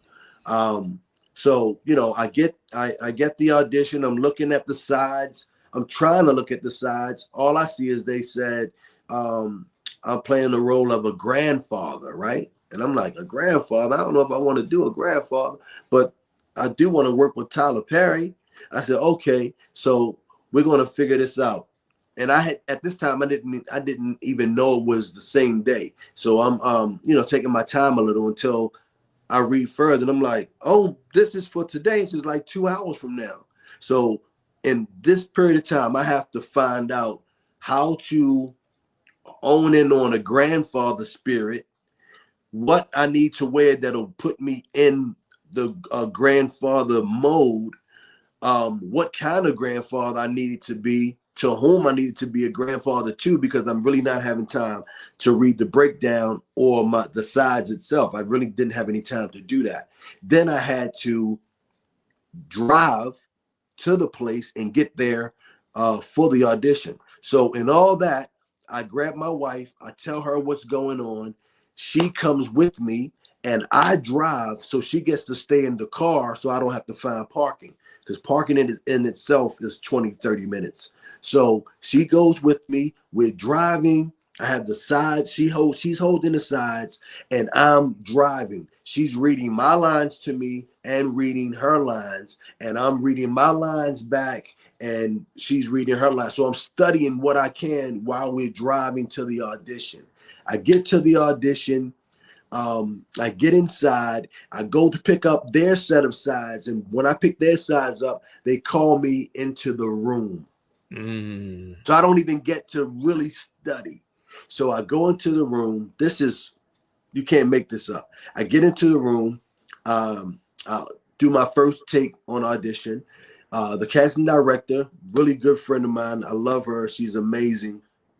Kim Coleman. She says, okay, that was good. Now try it this way. She said, Jerome, you're supposed to like this woman. You're supposed to be liking this woman. I said, okay, like I said, I really didn't get a chance to really break down what I was to do. So once I found out that I needed to like her, I said, okay, I know how to be smooth. I know how to be suave a little bit. So I took those same set of lines and I represented it, with, an interest. So once I did that, she was like, okay, that was good. Thank you. Thank you. Boom. I thanked her. I left. A whole week goes by, Jim. A whole week. I'm not even thinking about the Tyler Perry audition anymore because I've had many more auditions after that. So my partner and I, we're out having lunch one day. This is a whole week away. Now, normally, in the business, at least it used to be this way. If you don't know within 2 days, then someone else got the job. So this has been 7 days now. I'm not even thinking about the Tyler Perry job. I get a phone call while I'm out at a meeting with my partner, and it's my manager. And he tells me that Tyler Perry wants to see me in Atlanta. And I'm like, for what? I forgot about the audition. Forgot about it, He right? said, he forgot you. He said, well, obviously you auditioned for him. This is what my manager said. I said, Tyler Perry. I said, oh yeah, we did audition. I said, but that was about a week ago. Nobody called us. He said, well, he obviously liked you. He wants you to come to Atlanta for a chemistry read with the person you're playing opposite. So I said, when? He said, you leave tonight on red eye. Honest to goodness truth. Mm-hmm. Leave tonight on red eye. He said, pack for 3 weeks. Wow. If you book, you'll be here for 3 weeks. If you don't book, you'll be on the next thing smoking.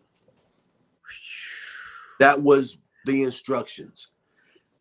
I get back home, tell my wife what's going on, start packing, getting ready for the trip. We hit the highway. The 405. Guess what happens on the 405? A lot of things can happen on that 405. Let me tell you what happened. We're on the 405 in the fast lane, in the carpool lane, right? I get a blowout. My whole tire blows out on the way to the airport. I have to navigate my truck from the far left lane all the way over to the right shoulder. God was definitely with me. Me, my wife, and my daughter, we all were in the car. When I tell you, it felt like, and this is no exaggeration, it felt like God lifted the whole truck off the highway and just took it and set it down in the carpool lane. I didn't feel not one bump, one swivel of the car, nothing. I just heard the tire blow, but the car didn't shake. I didn't lose my control of the steering wheel, nothing. The car went across the highway like this. No traffic. All the traffic moved like the Red Sea. Everything moved, and my truck was able to get all the way over to the shoulder of the road. Whatever brand truck that is, you should be the spokesperson and the commercials for it. Dude, that's a good truck. That is so funny, but I'm so serious. This is actually how it happened. We get on the side of the road. My wife and my daughter are going off. I tell them I'm so calm. I have just this calmness over me. I said, "Don't worry, we're gonna be fine. Everybody's fine. We're going." It's first I make sure I checked on them, make sure that they were good, and I said, "Everything is going to be fine. Trust me. I made everybody feel calm." I get out the car. I see that the tire is shredded, like totally down to the rim. So we're off the road where we were. It was like a ditch that had rocks and boulders in it. So before I did that, I went to my trunk and I pulled the spare out and I pulled the jack out.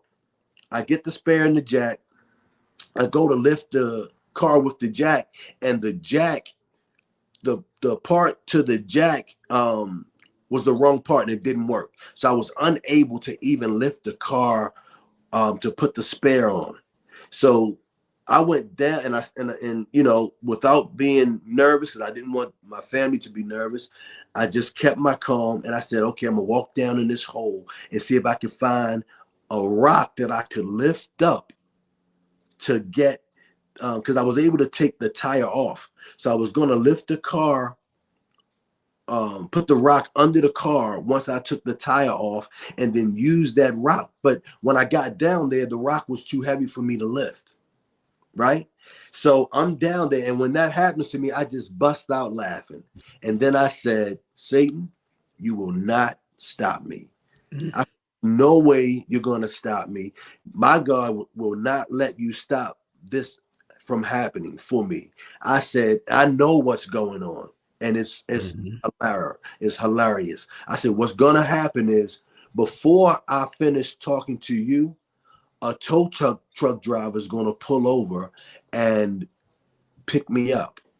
Now, I skipped a little part. I'll jump back. So before I went down to pick this rock up, I had my wife, my daughter, and myself. We all turned the lights on our cell phones and shined it in the traffic to let people know that we needed assistance, right?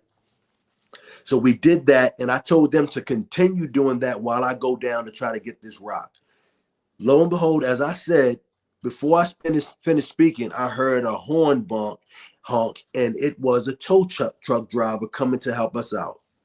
I run out of this little hole, laughing at Satan, get up to the road, and it was a woman driver. And I thank her, and I thank her, and I thank her. And she says, I said, you're here to pick us up? Thank you. She said, I saw your lights. I saw your phone lights, and I figured you needed help. She said, but I can't take you. I'm on my way to another call. but I did put a call in for you from one of the guys who work at my shop or whatever. So I said, thank God. I said, are you sure you can't take me because I'm running late? I need to be at the airport on a flight in the next 20, 30 minutes. Like, it was really, really close. And she said, unfortunately, I can't take you, but trust me, there is a ride, a driver coming to get you. So with that happening, my wife also reached out to her girlfriend to come and take me, right? So she called her girlfriend. She pulled up right after my tow truck driver pulled up. So the one tow truck driver pulled off, my wife's girlfriend pulled up, and then the other tow truck driver pulled up. I was almost in tears at this time because now I had to make the choice to go to the airport without my family and leave them with the tow truck driver who I don't know who he is, have no idea. But I felt really good about this guy. Got to speak to him. I told him that I was putting my family in his hands, my family's life in his hands, and that I needed him to make sure he took care of them and got them home safely. And he assured me that he would, and I felt really good about that. And my wife said she was comfortable with it. So her and my daughter got in the tow truck truck with him, and I got into the car with her girlfriend, and we hauled tail to the airport. Get to the airport, and I'm late. They closed the doors on the gate. They closed the gate and everything. So I told them who I was, and they looked out for me. They took me personally and took me straight to the gate, which was amazing. Took me straight to the gate. No, it wasn't that easy. They took me to the gate. So once I got around to the gate, my bags were too heavy. So they were going to take me straight, but they had to weigh my bags. My bags were too heavy. They made me take out the amount that was over 50 pounds.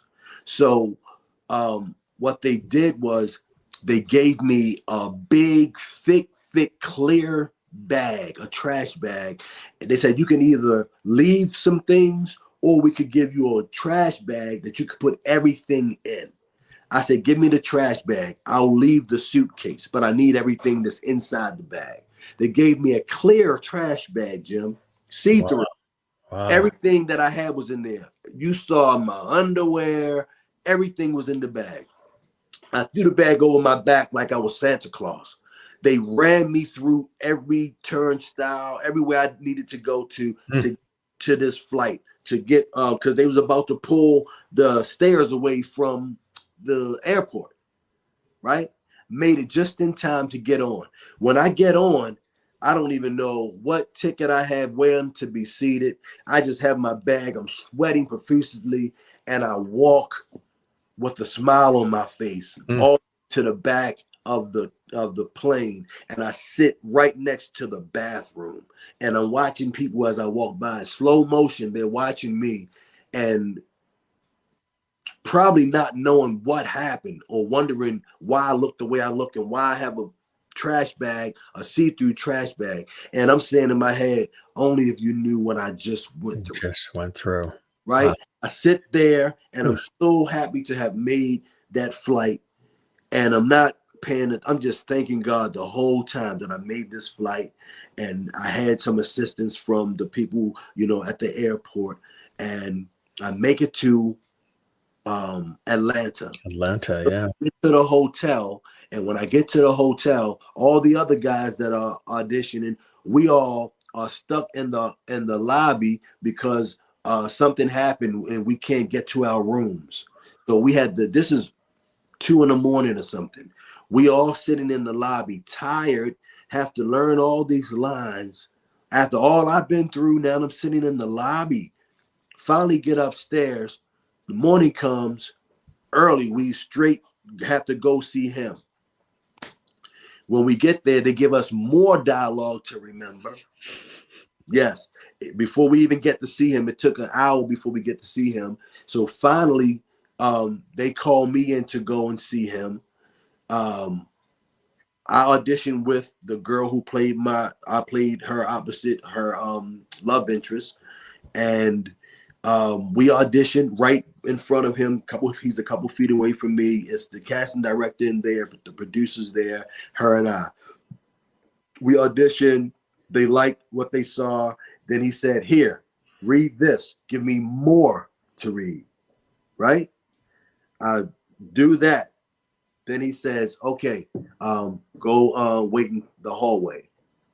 So when I came in, I noticed it was one guy in the hallway. And I was like, okay, maybe this is where I'm supposed to sit. But hindsight is 2020. What I didn't know was he was the only other guy that he felt worthy of this potential role. Everybody else was sent home. So I'm out in the hallway with this other guy, and then Tyler himself comes out, and he comes straight to me and shakes my hand and say, "Welcome to the family."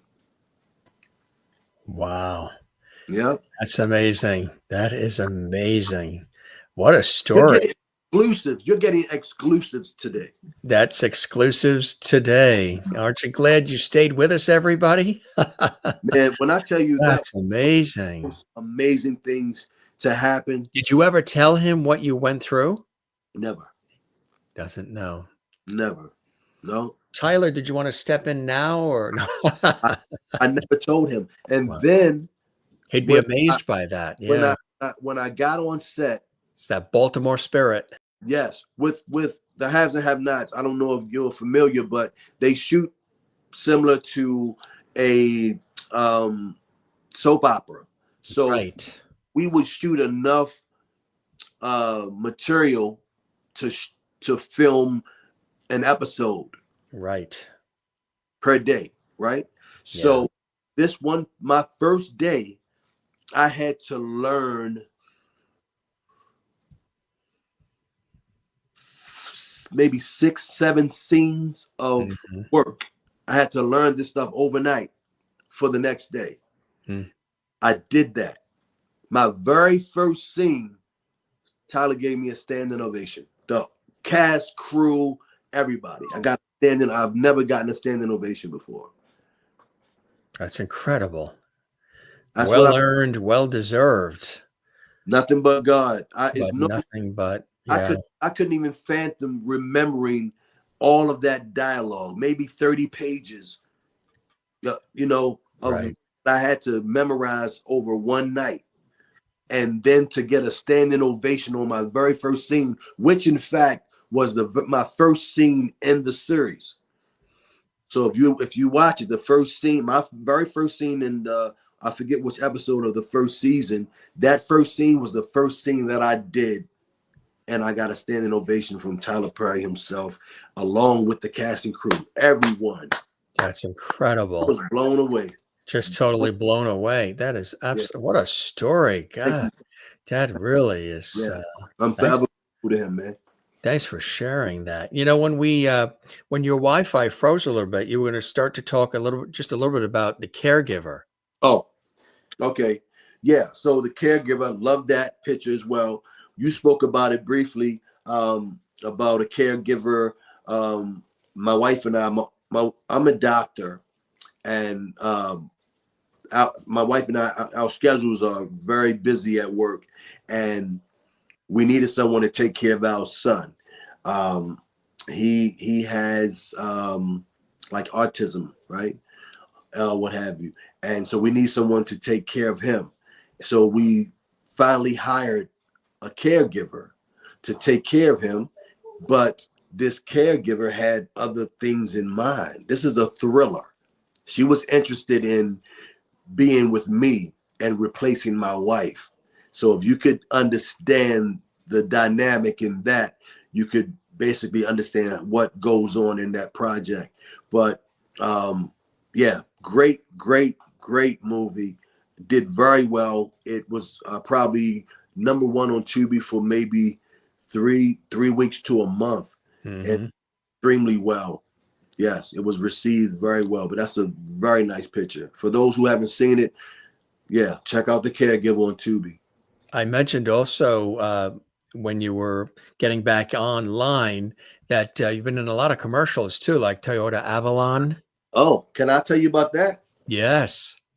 Toyota Avalon. That's a great commercial.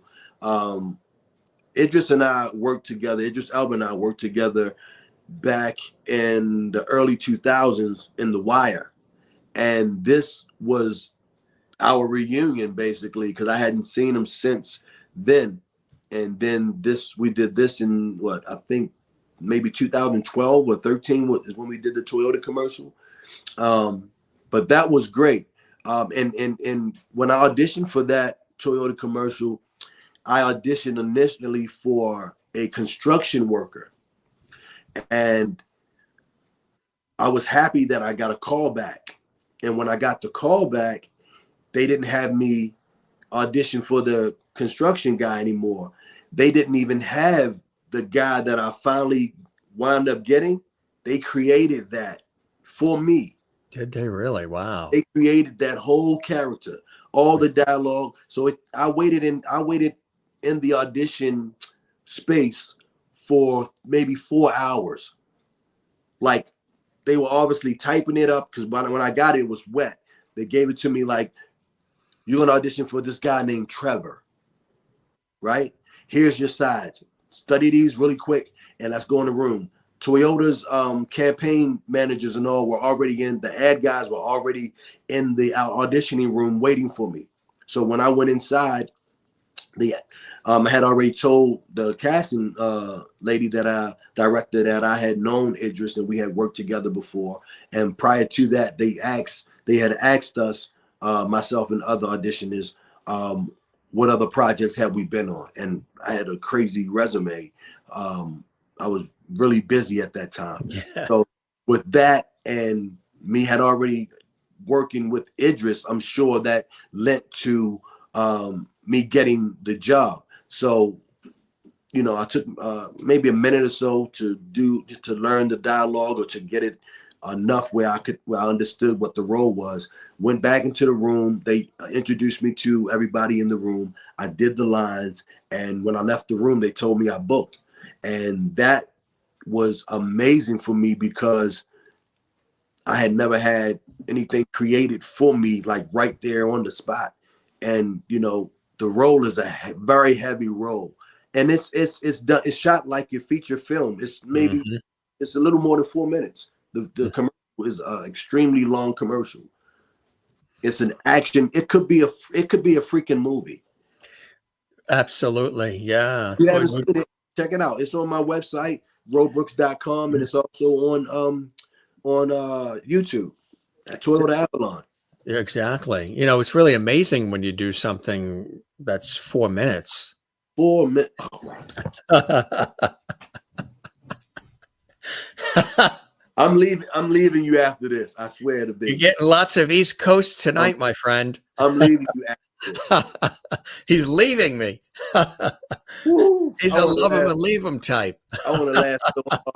That is so funny. I walked into that. You walked into that one. 4 minutes. I think in 4 minutes, I think I played a barber. I don't remember much about that movie, but I think I played a barber. That was years ago. That was over 15 years or something. Right. Like for anybody joining us now, he's been doing this for well over 30 years. U.S. Marines commercial too. Yeah, that was amazing. That was my first national commercial. I did that. I forget which year that was as well, but that wasn't really long ago, or was it? Right. Does it say how long ago that was? No, it doesn't. But you look, I mean, exactly the same. So it has to be recent. Thank you so much. It was over 7-8 years, maybe. Yeah. Yeah, maybe longer. Did this too, the Scion commercial. Yeah, that was the Scion commercial. Yes, that was even longer. Yeah. That was a Scion. Yeah. You like commercials? I love commercials. Commercials pay great. They do. Yeah.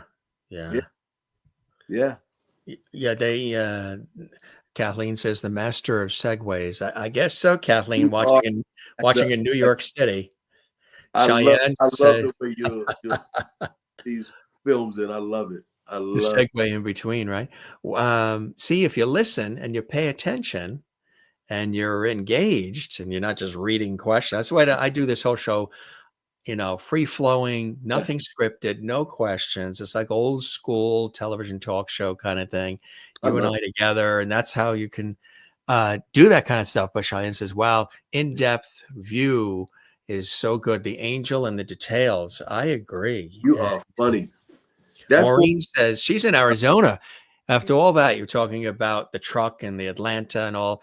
Your guardian angel sat down with a glass of wine after all that. Mission accomplished. Yeah, the guardian angel on his side probably did. I don't doubt, gang. On Here's me. a really sharp shot of you. Oh yeah, thank you so much. Uh-huh. What Where you was talking that? about? My guardian angel? Huh? My guardian angel? You have, yeah. Yes. In regards to the Tyler Perry story? Right. Yeah, tell us. That's it. Yes. The guardian angel was with you. Yes. Absolutely right. Absolutely. There's, Absolutely. there's no way that guardian angel was not with you. There's the book again, folks. Really, you can get it at Amazon. You can, and his website too. I encourage you to go to the website. This shirt too. We were showing this earlier when you were connecting back in. Yeah. And So we were we have showing the hat. my wife and I have a clothing line called Cool Industry Tees. So we have a lot of different industry sayings like the actor life, like this one I have on, auditioning is the job, So we have a lot of different sayings or slogans that we have on t-shirts. And that Ro Brooks shirt I have on, that's from my Ro Brooks line. So I have, different things from That's the street you grew up on. Yeah. yeah. Yep. Street That's side. cool. Unbelievable. Really good You're stuff. finding everything, right? I did my digging. You're doing your research. I love it. I do my research. Absolutely, my friend. And I do have a question. I showed this earlier, but just in case, you weren't able to plug back in, because I wanted everybody to see it. But now that you're here,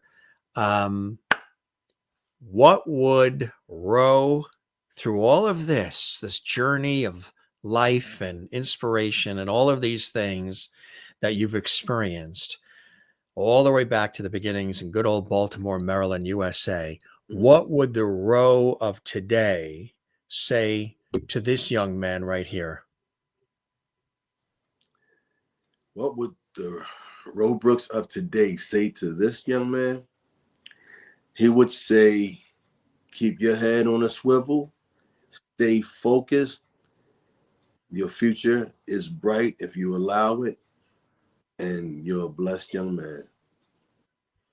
That's beautiful. That really is beautiful. And that's so important to say, to look back and to be able to say that, because not everybody is able to say that. I mentioned something too that's important that you believe in. Mm-hmm. And I mentioned this earlier, but I'll say it while you're here. You truly believe that if you're an aspiring actor or even embarking on a career in other fields, your advice would be to, which you could tell from the conversation, that's been your mantra throughout: have a plan, learn your craft, go with it with faith, determination, dedication, and lastly, stay away, very important, from the haters and the naysayers. And never give up. Never give up. Believe in yourself. You're your biggest fan. That's exactly right. Spot on, my friend. Yeah. That's exactly right. Awesome conversation coming to us from good old LA. RoBrooks.com. You can find all the socials there. He's all over social media, and we're all connected. And again, follow me. Oh, yes, exactly. Brooks _ And put that on the screen, Jim. Ro Brooks _ Instagram. Follow me.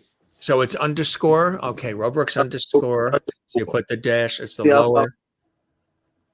And say hi to Petri. I will. He's a great guy. He really is. Yeah. Yes, he's a great guy. Yeah. And we hope to chat with him again. You are awesome, my friend. I really hope you enjoyed the time with me as much as I have with you. As are you. Trust me, I had the greatest time, Jim. I'm really, really happy that You didn't hang up on me while I was trying to get reconnected. So you just, still being on the call and still talking to people and Viewers, yeah. and promoting me and knowing that I was going to come back, that means the world to me, man. I really appreciate that. Pleasure is all mine. There's been many times, as I'm sure you've experienced, where I've been on television, radio, stage, where things go a little awry. Those are the moments that I really actually love, because you got to take what's inside and make some magic and keep the train on the track, and then continue from there. So some people who see that, they're like, oh my God, how could that be? I could never do that. Right. But too, that when those are the times when you step up even higher. What do you do when you get lemons, Jim? Well, I don't have any. You make lemonade. Yeah, I make some apple juice. You make some lemon juice. Yeah, right. Exactly. I put a little, I do that Arnold Palmer, the lemonade and the iced tea. Exactly right. Yeah. Well, I hope the show met whatever expectations you had, my friend. This was really an amazing conversation. Far exceeded. Far exceeded. I'm a fan. Appreciate that. I'm a fan. So yes, I am. I thank you. Spread the word. If you know other folks, they're all welcome to join us, my friend. And congratulations on everything. It was a real blast. Thanks for opening up your life, exclusives, which we appreciate, but also just being the real deal and spending all this time with us. You're very generous with your time. The viewers have loved it. They've been commenting throughout. This will be archived on our YouTube channel, Jim Masters TV, so you can see it again and again, and share it on social media. Really a blast. Come see us again. I always say we keep the porch light on for our guests, so you are welcome to come back anytime, my friend. Okay? I will. Thanks for the invite. God all right. Again. Sending you all the best from back east. We keep the light on for you back east, my friend. You be well, Ro, okay? Do the same. All right. Thanks for joining us. All right. Now look, we didn't practice that. Did you do it because No, we did it at the same time. That's crazy. We both did it at the same time. I thought you did it because I did it, but that's fine. I'm going to do a little DNA. Are you my cousin? Are you my cousin, Ro? Yeah, I'm cousin Ro. We're all brothers. Yeah. We're all brothers. I'm cousin Ro from now on. You can call me cousin Ro. That's it. When I was a kid, I was Jimmy. So, hey, Ro and Jimmy. All right. Jimmy. All right. The man that has his street named after him, our guest here on the Jim Masters Show. Ro, all the best. Blessings to you and the family. Hi to Petri and everybody. And we'll chat again soon, okay? Sounds good, man. Thank you, buddy. Talk soon. All right. Cheers. Cheers. Ro Brooks here on the show. How cool was that? And I'm glad you guys stuck with us. He's really an amazing talent, isn't he? Good guy, straight shooter. He's authentic. He's the real deal. And wow. If you enjoyed this episode, of course, we always say thank you for watching and thanks for spending time with us. We appreciate your generosity watching. Give this episode a like on the YouTube channel. Those of you who are watching it on the YouTube channel, click like. There's a like, thumbs up. Share this on your social media. Subscribe to our YouTube channel, Jim Masters TV. And don't forget to leave a comment for us as well. There's a comment section below. Tell us what you enjoyed about the episode.